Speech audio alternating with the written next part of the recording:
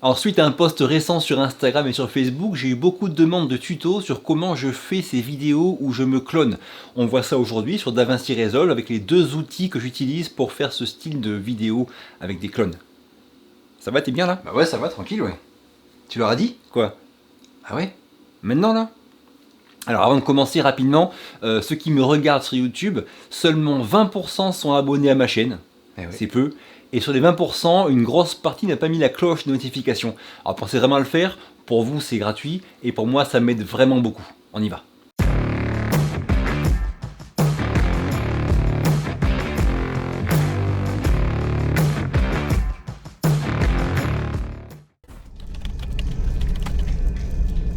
Bon, donc vous l'aurez compris, à la base, il faut bien réfléchir à ce que vous voulez faire. S'il y a un dialogue entre les deux clones, il faut bien le préparer au niveau du timing, c'est important. Pensez bien aussi à où vous vous placez pour ne pas que les deux clones se chevauchent, sinon ce sera très compliqué après au montage. Donc moi, à l'avance, je me suis mis de chaque côté du canapé.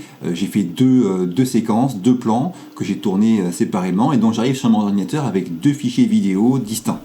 Donc nous voilà sous DaVinci Resolve, on va créer un nouveau projet qu'on va appeler tuto clone YouTube.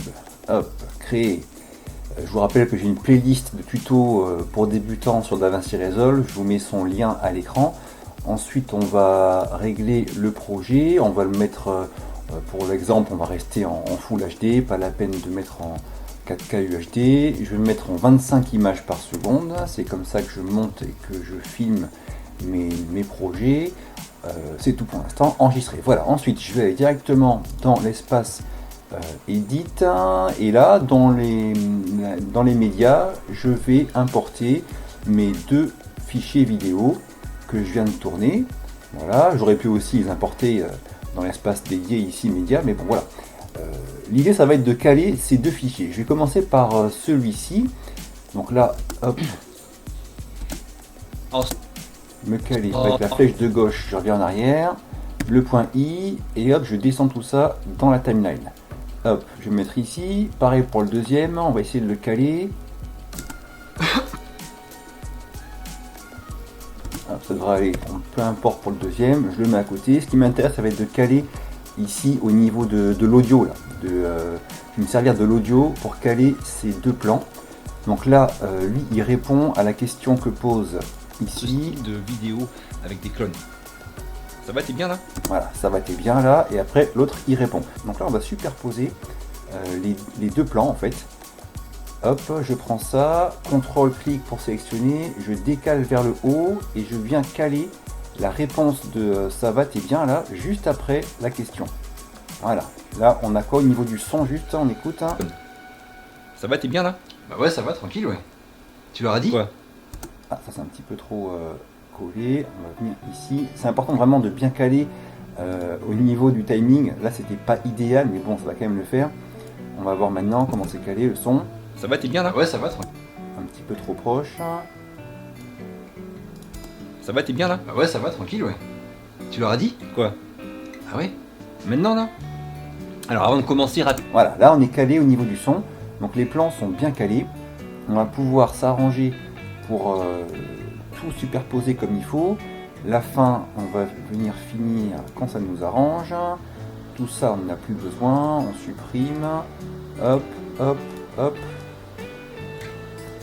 Et hop, voilà, là on a bien nos deux plans superposés avec le bon timing. Alors maintenant, pour fusionner ces deux plans, il y a deux outils possibles. Je vous montre d'abord le plus simple, ça va être tout simplement un rognage. On va rogner, donc couper une partie d'un des plans pour faire apparaître à la place de la partie coupée l'autre plan. On commence par ça. Donc ici, on va couper le plan qui est au-dessus, inspecteur, on va dans la partie rognage, et là on va rogner la partie gauche qui ne sert à rien, et on veut faire apparaître du coup le plan qui est en dessous à la place. Donc si je n'ai pas de superposition entre les deux clones, on va dire, et bien là comme par magie, on voit que ça marche, on a fait apparaître le plan par en dessous. Alors il y a un point qui est hyper important, c'est que votre scène doit être bien éclairée. Si vous avez une source de lumière que d'un côté, vous aurez des ombres qui vont se porter de l'autre côté du plan, ça va pas être réaliste, il y aura des ombres sur le mur qui vont apparaître. Il faut vraiment bien éclairer la scène de partout.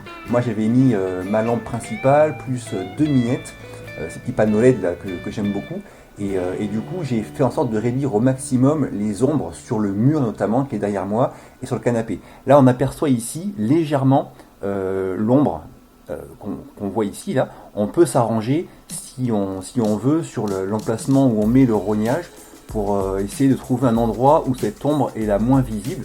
Si je cale par exemple l'ombre au niveau de la rainure du canapé, là elle disparaît un peu ici. Par contre, est-ce qu'elle me coupe le genou en bas? Non, je m'en tire bien. J'avais bien séparé les deux clones.